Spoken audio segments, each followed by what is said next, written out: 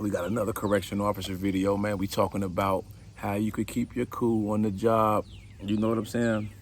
Because that's the main thing in corrections, man. You got to keep your cool. You don't want to crash out. There's going to be a lot of situations. There's going to be a lot of triggers. The inmates especially, they know every little which way to try to get up underneath your skin. Push. They're going to try to push every little button they can, man. Get you pissed off. Get you to do some shit, man. You're not supposed to do. Then you got your co-workers with the drama, the BS, the workplace gossip, man.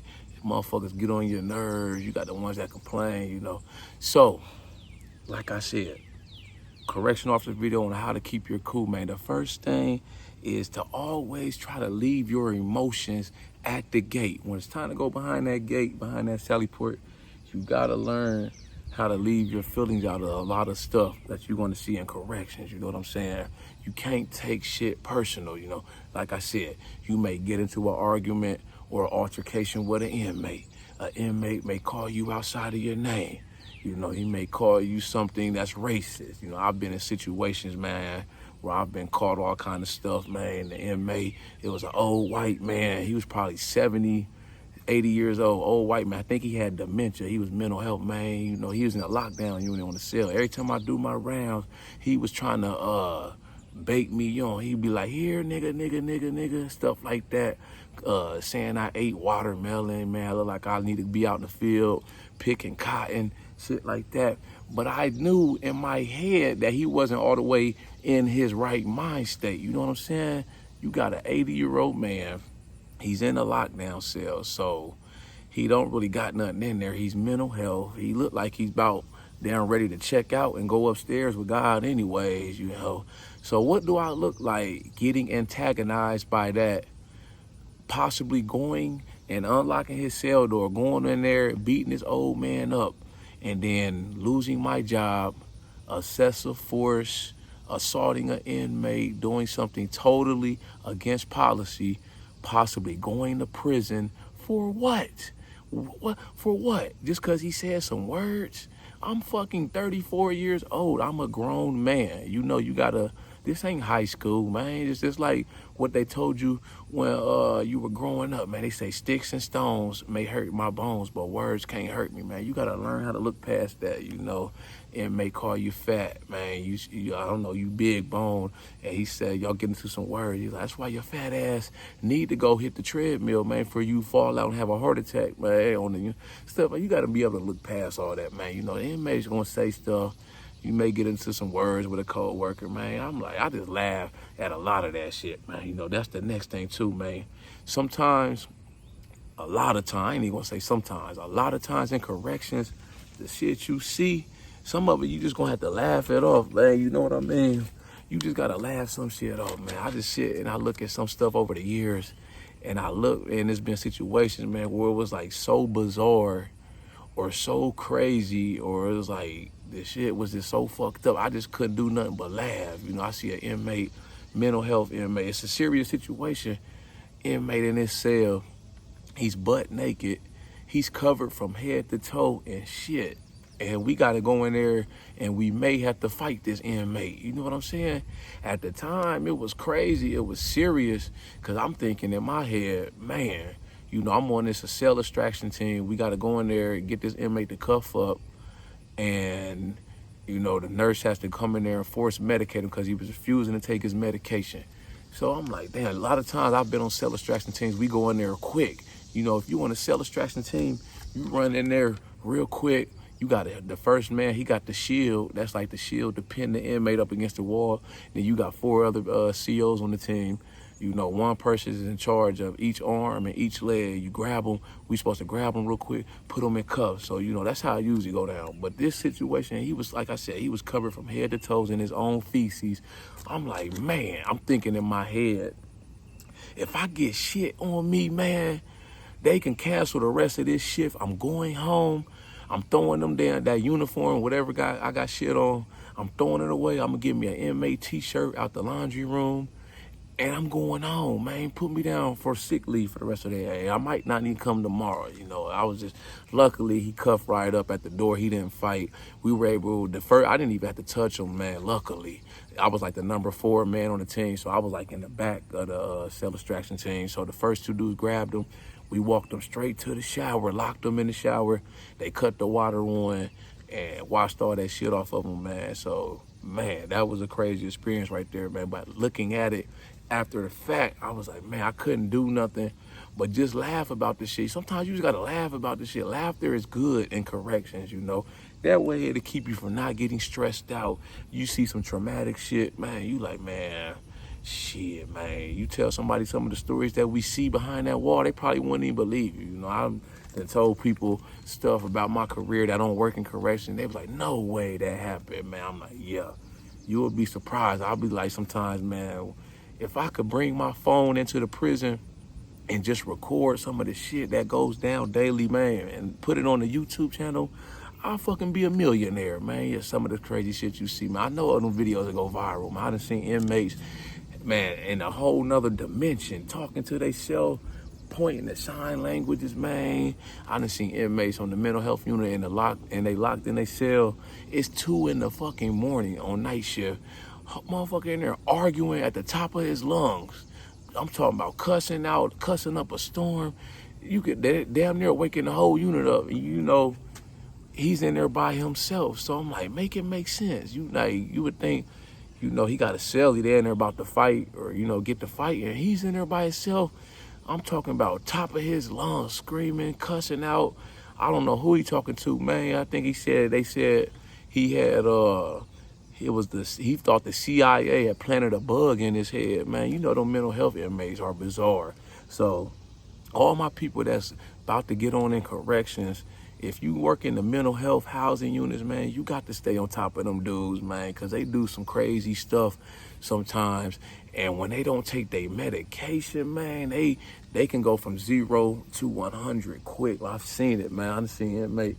1 minute they cool, they just walking around in circle, heavily medicated, man. Some of them medications the doctors put these inmates on, it's insane, like how it calms them down, But then they get to those points where they don't take their meds, man. I seen one, and it was like, man, he tried to bust out the window. He started tripping.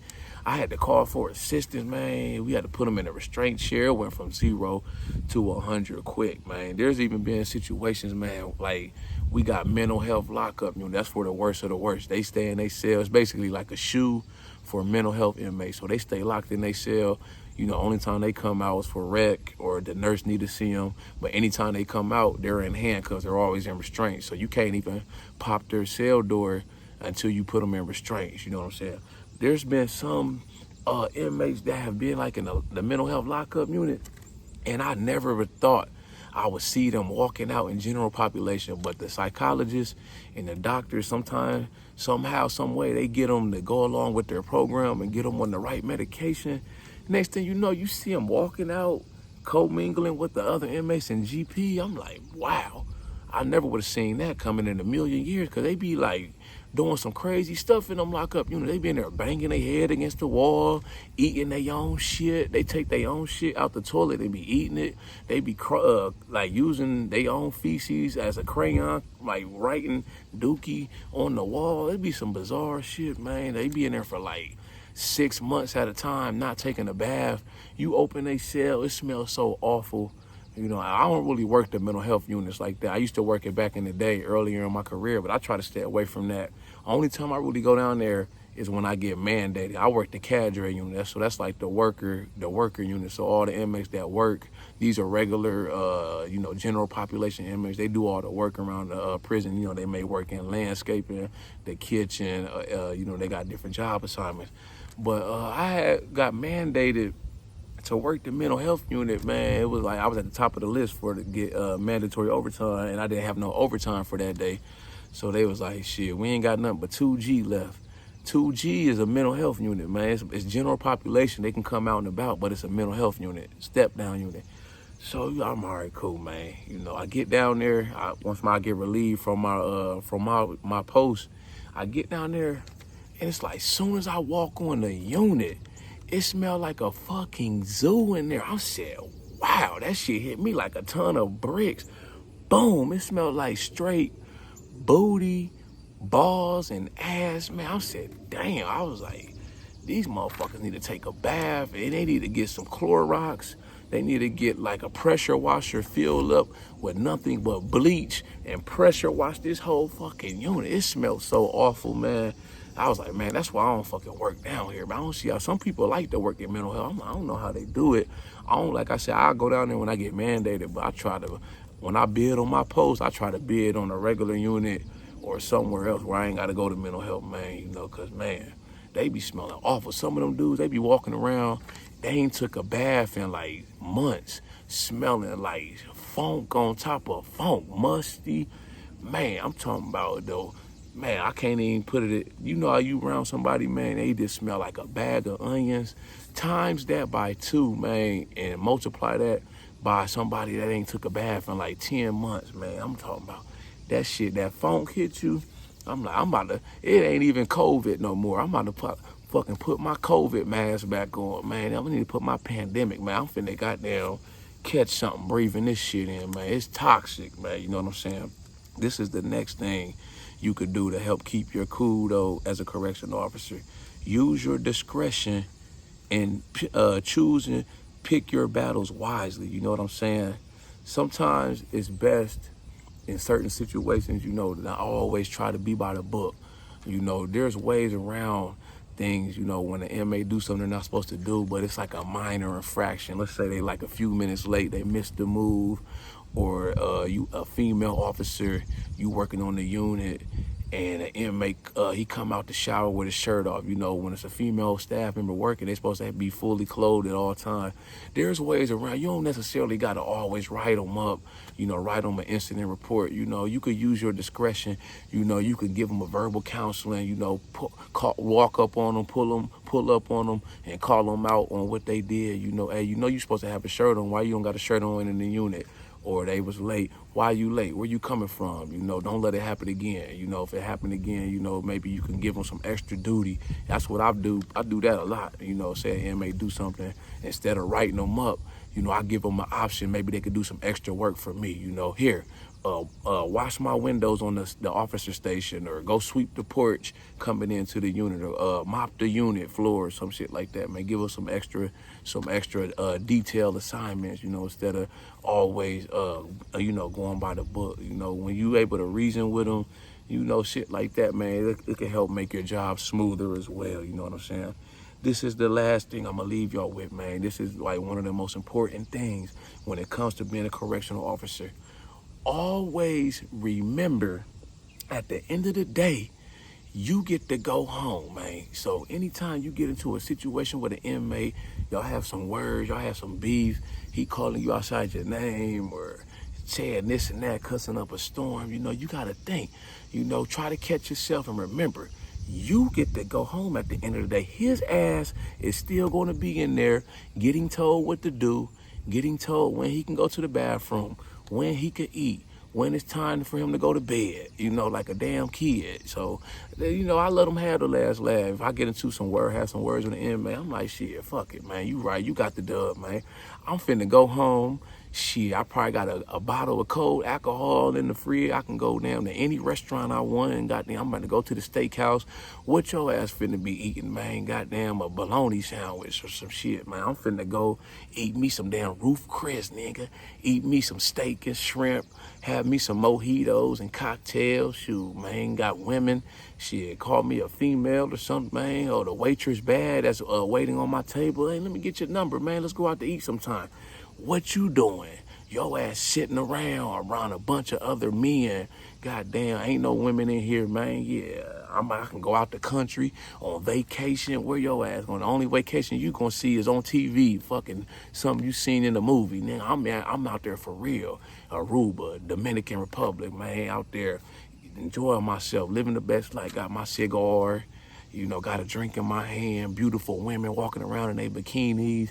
You around a bunch of other men in a fucking sausage fest, man. Yeah, you ain't got nothing in here, man. So you gotta think like that, man, and be the bigger person.